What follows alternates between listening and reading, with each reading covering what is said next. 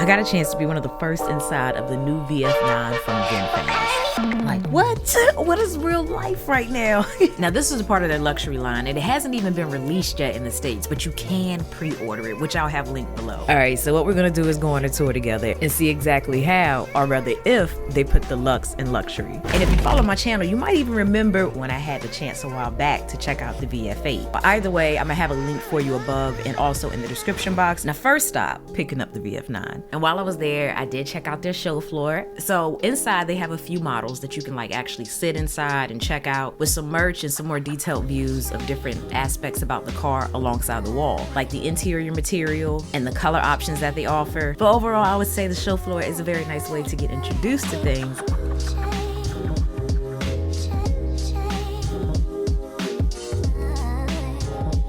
Now, I did have a few days with the VF9. I actually got settled in very nicely and very quickly. It's super spacious inside. It has like 3 rows and 6 seats. And there's something about the placement of the headrest for me, the panel roof, just chef's kiss all around. First thing we're gonna take a look at is the charging area here. So this is where you would charge it, right here on the left-hand side. Pretty standard like any other, like the logo right there. We got these beautiful rims down here at the bottom. And these vents, y'all, like, get into the details. You know, some cars will have them and it's just like a facade, but this has them actually built in up here at the top, down here on the left, right here in the center, and on the right. We also have like our cameras and our sensors. Minimal branding up at the front, which I like. Peep the LED. It's actually in the shape of a V as well. Got these very sleek built-in door handles. You can kind of just push it in, pop it open. Real familiar.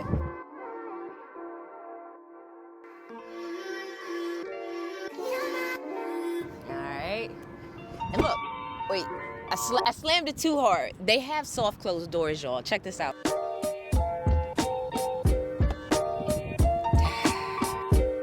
Now, something else I want to point out back here, if you come up a little closer, you'll see that we have a protected windshield wiper back here. So this is gonna really help in terms of like keeping debris and things like that and just normal wear and tear on this wiper blade. Let's hop in, y'all, because I'm the type that I really like the infotainment of cars. Like, I like to see what the console does. So let's take a look at that. Let's get in here, y'all.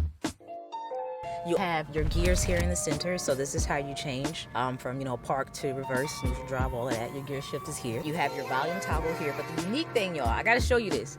There is no power key. Like, I got in here and I was like, how do you turn this thing on? And how do you turn it off? Simply getting in the car and putting your foot on the brake, and now it's on. That's what turns the car on. And to turn it off, you get out, you don't press a button, you just lock the car and walk away. It trips me out every time I get out of this car and I'm like, okay, it's on. And I gotta tell myself it's gonna turn off though when I hit lock and I walk a little bit further away. So, all right, so up here we have a wireless charging pad. We have the gear shift here, 2 cup holders. I got my water here, but I can close this as well. And then here I have emergency flashers. This toggle here allows you to adjust the volume, or if you press that button in there, it'll mute it. And this is the button to lock the doors. To me, it's interesting, like the placement of things. It's minimal and very thoughtful. But along the steering wheel here, we have some additional controls. So again, we have Vinfast logo here in the center. This right here on the left-hand side, that allows me to quickly adjust the volume. And if I'm in a setting here on the monitor or the screen, it allows me to toggle between certain things. Then beneath that, you have the option to quickly make a phone call, voice assistant. Over here on the right-hand side, you have some more controls for driving. And then along the left side here is your emergency brake. So anytime you turn the car off, it automatically puts this on. You're definitely gonna wanna know where this is, because anytime you put the car in park or you turn it off, you have to press this. And then along the door handles, roll the window up or down, lock them, or press this here to open the door.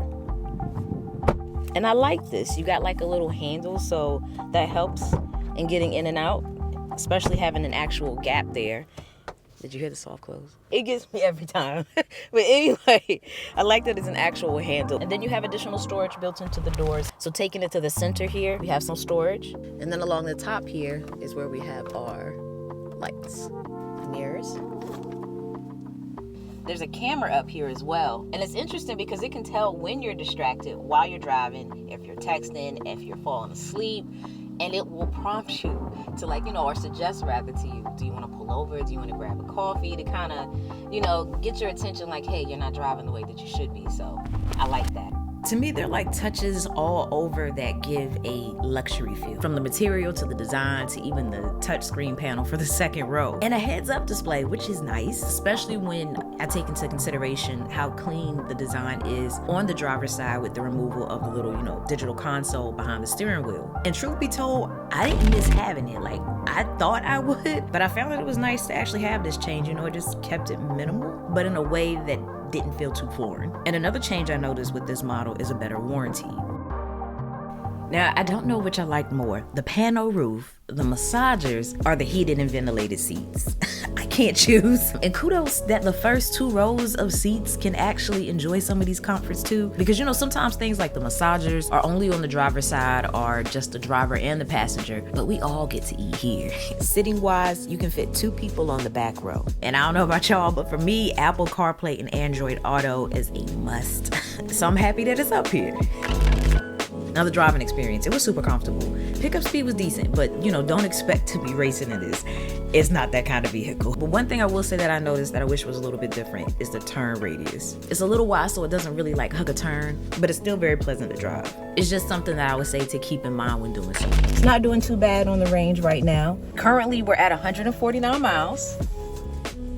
So let's hop out. And our days are all numbered. Rain could cause thunder, but the sun comes after, clearing up the disaster. Isn't it lovely? I ain't looking back, I'm focused on what's in front of me. Everybody day's a number, but I'm still here luckily. I know that God got me, so I'm in good company.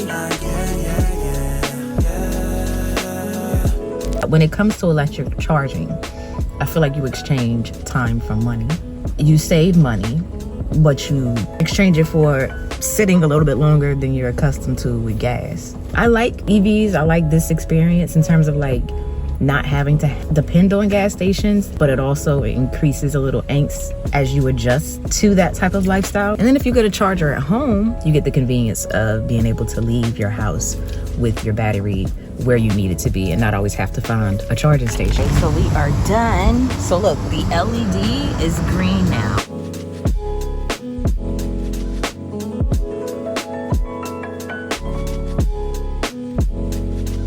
We are all charged up, and I'm seeing one of my favorite features, which is the LED projection down here. So anytime you open it up, you can see it on the floor. You see it best at night though. So we charged maybe roughly about 30 minutes or so, but nonetheless, we are now at a 92% battery, and we have an expected range of 245 miles, and the battery temperature is 86 degrees. One thing I really like with Vinfast is that when they give you that estimated mile range, it's fairly accurate because they actually factor in the little things that you're gonna do, like using the wireless charging pad, which does use your battery, or ambient lighting and things like that, that sometimes isn't always factored in the range that's quoted that you get with electric vehicles. But thankfully, Vinfast took that into account. But I like what Vinfast has done with the VF9, and I'm looking forward to seeing it on the road more. This one alone was getting attention and questions, so I'll say be prepared for a possible conversation starter. But if you want more information on it, you know, just check the description box below. And as always, thanks for taking the time out to let me tech you out.